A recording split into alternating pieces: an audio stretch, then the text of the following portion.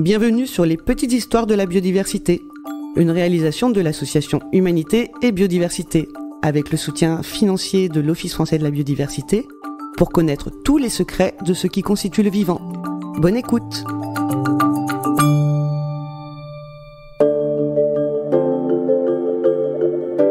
Notre épisode d'aujourd'hui s'appelle « La diversité des individus au-delà de la génétique ».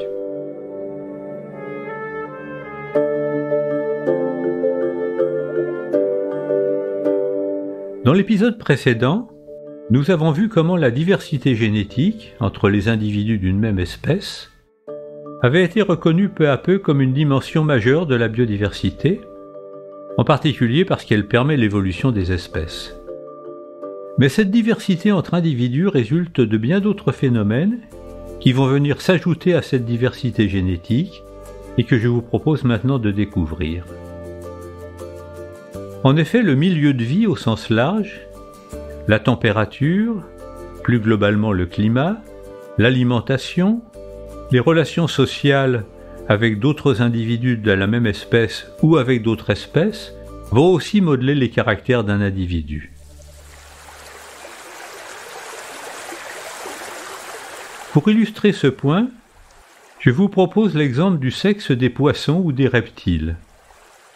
En effet, chez certaines espèces de poissons comme les truites, le sexe mâle ou femelle est, comme chez nous ou comme chez les oiseaux, déterminé entièrement par des facteurs génétiques. Mais chez d'autres espèces comme les tilapias, des poissons communs de l'Afrique, la température d'incubation des œufs va jouer un rôle important.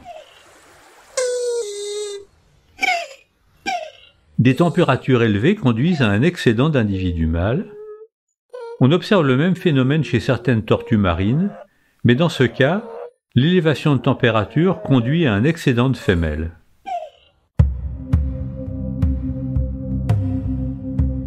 Un autre facteur influant le sexe des poissons est la densité d'élevage des animaux. Chez le poisson paradis, un poisson d'aquarium originaire d'Asie du Sud-Est, les individus, si on les élève séparément, deviennent tous mâles.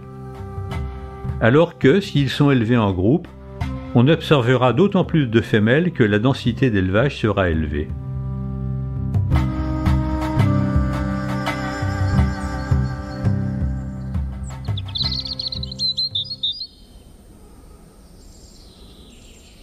Un autre exemple de diversité non liée à la génétique est celle des comportements des animaux.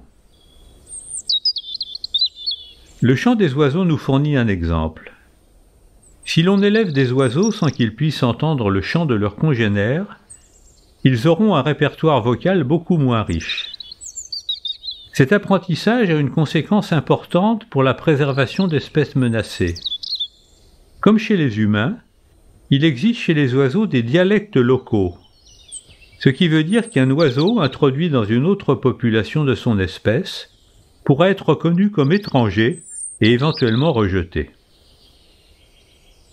Un point important de ce que l'on peut appeler des cultures animales, c'est-à-dire un ensemble de connaissances ou de savoir-faire acquis auprès de leurs congénères, est que ce savoir-faire peut se transmettre de multiples manières.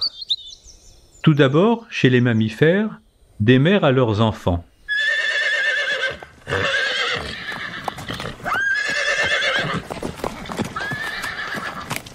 On sait par exemple que les juments apprennent à leurs poulains les herbes que l'on peut manger ou non. D'où la nécessité de veiller à cette transmission, même chez des individus en captivité.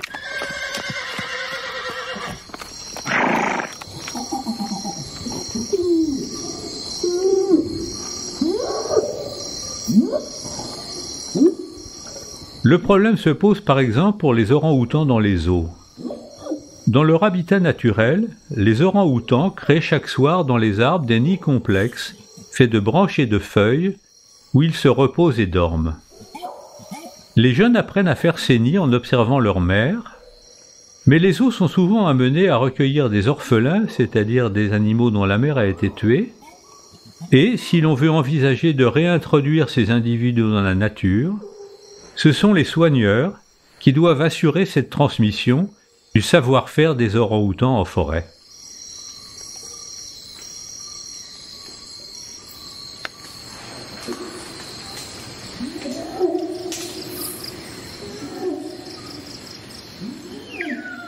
Un autre mode de transmission important de ces cultures animales est la possibilité de les transmettre entre des individus non apparentés, y compris à l'envers, c'est-à-dire entre de jeunes individus et des plus vieux.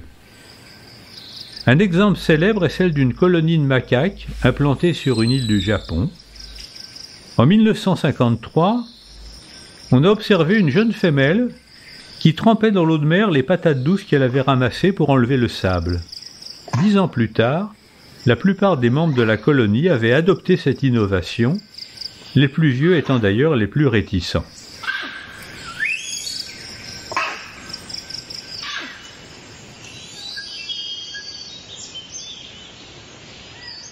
Enfin, pour conclure, je mentionne un autre phénomène qui crée une diversité autre que génétique entre les individus. C'est tout simplement l'évolution d'un individu au cours du temps, qui va se traduire par une évolution de son rôle au sens large du terme. Prenons l'exemple dans le domaine végétal de la carrière d'un chêne, depuis le tout petit chêne qui vient de germer, jusqu'à sa mort, plusieurs décennies, voire plusieurs siècles plus tard. Tout au long de cette histoire, le rôle de ce chêne dans la forêt, les espèces qui vont vivre en relation avec lui, pour s'y abriter, consommer ses feuilles ou son bois vont changer. Il s'agira toujours du même individu, mais on comprend aisément qu'une forêt constituée de chênes d'âge différents pourra abriter au total beaucoup plus de biodiversité qu'une plantation d'individus tous de même âge. J'espère donc vous avoir convaincu de l'intérêt de prendre en compte cette dimension autre que génétique de la diversité des individus. Dans notre prochain épisode, nous plongeons dans une autre dimension de cette diversité, celle qui existe au sein même de chaque individu. Je vous donne rendez-vous à la semaine prochaine. Merci pour votre écoute et rendez-vous la semaine prochaine pour un nouvel épisode. Retrouvez les petites histoires de la biodiversité sur toutes les plateformes de podcast et rejoignez-nous sur les réseaux sociaux indiqués dans la description. Si vous avez aimé ce podcast, offrez-lui 5 étoiles sur votre plateforme d'écoute avec un commentaire. Et pour tout savoir sur les actions de notre association, pour agir et nous rejoindre, rendez-vous sur humanité-biodiversité.fr. À bientôt!